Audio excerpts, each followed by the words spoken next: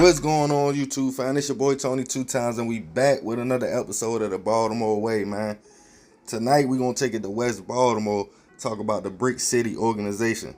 Be sure to like, subscribe, share the video if you feeling the content. Names been changed to protect certain situations, but we gonna get right into it. Baltimore City, Charm City. It's a beautiful place with vibrant people. We got our own culture, our own slang, just a place that stands out. Being in the middle, just above the southern states and not too far north, keeps us with a style no one can copy. No matter where I'm at in the world, as soon as I talk, people know I'm from Baltimore. The west side of the city has always been known for getting money and slick talking, with some people even feeling like West Baltimore is bigger than East. But through all the slick talk and money being made, it's still the trenches. And things happen. A man named BP had control of some of the hot spots over west, Harlem Park, and even some parts of Edmondson Avenue. The Brick City organization is what the squad called themselves. BP had the team getting money, selling smack, and even having connections to the Bloods and BGF. With those kind of allies, no one tried to play with the team. Smack has always been a product that sold itself. Just go on the right block and put it out, and if the work is good, word to get around town. With the west side booming, Brick City was making over $20,000 a day.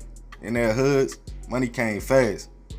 When you are in hot spots with people coming from all over the city to cop, the best product things were looking up for the organization. They had respect, a stronghold, and their blocks they had a plug that was A1. But of course, where there's fire is also smoke. Police noticed all the traffic on these blocks and was catching wind of the organization.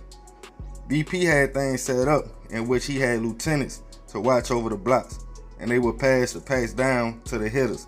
But one day, one of BP's lieutenants would make a fatal mistake. City police linked with the feds and was conducting an investigation in the area of Brick City. A lieutenant was caught with 52 bags of smack and offered to cooperate with the boys. Side note, anytime you're in the streets and have a big operation, no matter how solid your crew is, somebody will get caught and give up information. Let's get back into it. Later that same night, the lieutenant that was caught helped police set up another member of Brick City with 230 bags of smack this time. Word quickly got back to BP. Someone was working with the people in the organization, and he knew exactly who it was. As the streets talked, allegedly BP asked his lieutenant to meet him the next day to pick up a pack.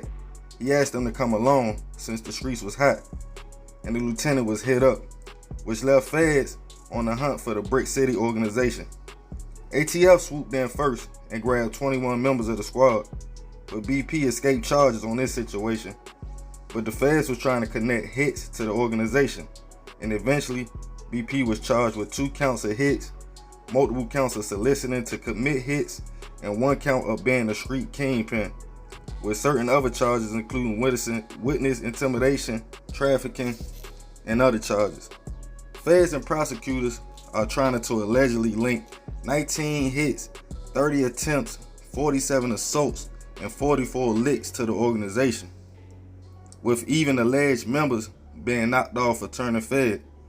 As we all know, the game is over. The streets is dead. With technology, feds in the city, and informants, the streets are just not the same.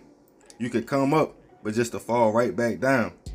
You can't win a game that they already got the cheat code to. So let's start a new game. For decades, other races have made millions of dollars, even billions, in music, technology, clothing, and other things. Why hustle and risk your freedom or life when you could do it the legit way? Play their game against them. Let's make a new Baltimore way. And that's real, man. Like, these people, they got it set up to the point it's really no winning. The feds in the city, they watching everybody. They know what's going on. It's like a trickle-down effect. Somebody get buzzed from one big organization, then they tell on another big organization. For you know it, ain't no product in the city. Dude's hungry. Dudes going around taking from each other. That's just how it go in all inner cities. It's the same thing in Atlanta, same thing in Birmingham. Everywhere I've been to, it's like that. So for the people that still out here playing the game, I know a lot of people be like, man, that's all I know. That's all I know how to do. You feel me? I ain't trying to go get no job. That ain't enough money. I got kids. I got a wife. You feel me? I understand all that. But the thing is, if you get jammed up or you get 20 or 30 years, you're going to be away from your family. You know what I mean? And then a lot of the money you make going to go towards lawyers, or the feds going to swoop in and take it. So at the end of the game, it's a lose-lose situation. Now, BP and his team, they was getting the money, but they also allegedly had some other stuff going on. And I always tell y'all, when it come to the streets and the feds and stuff like that, when the hits come, that's when they coming. You can make money, you feel me? But when them bodies start dropping, they feel as though they got you. So at the end of the day, I'm very familiar with these areas, you feel me? I used to cut grass up there in Harlem Park, you know what I mean? I remember they had the purple. It's back in I think this was I want to say 2011, 2010. But at the end of the day, man, these ass hot spots, there's a lot of traffic on them blocks. And man, hopefully these dudes don't get that L. You know what I mean? Hopefully they don't get no life sentences. They can come home. I'm not sure if they received their time yet. But man, I just want people to understand, man. Like I said, it's other ways. It's more than one ways to skin a cat. You can get out here and do something big and make twice as much as you was making in the streets. It's dudes out here that's doing it. Whether it's music, whether they creating apps, whether they got clothing brands. I salute people that take that same energy and put it into something that's going to create generational wealth for your family. You can't pass down the drug game to your kids. You know what I mean? They might not be built like you, but you can pass down a tech company or something you built, like a music label, to your kids, and they still can eat. So man, that's just something we all could think about, and I'm working on it myself.